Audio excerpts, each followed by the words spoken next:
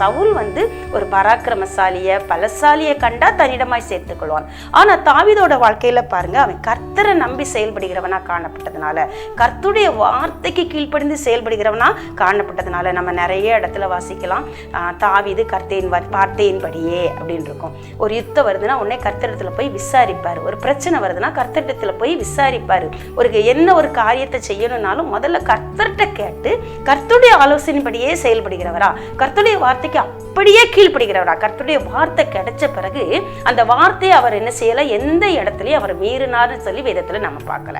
உள்ள சுய பலவீனத்துல ஒரு நேரம் அவர் தோத்து போனது உண்மைதான். ஆனா கர்த்தருடைய சத்தம் கேட்டு அவர் அந்த வார்த்தையை அசட்டை பண்ணி என்ன செய்யல, கர்த்தர் அலட்சியம் பண்ணி செயல்படல.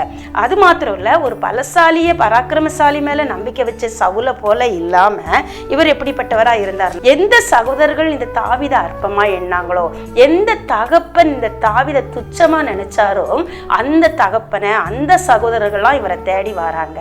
அவங்களையும் தன்னிடமா அவர் என்ன செஞ்சாரு, சேர்த்து தன்னையும் பாதுகாத்து அவங்களையும் பாதுகாத்து கொண்டாரு.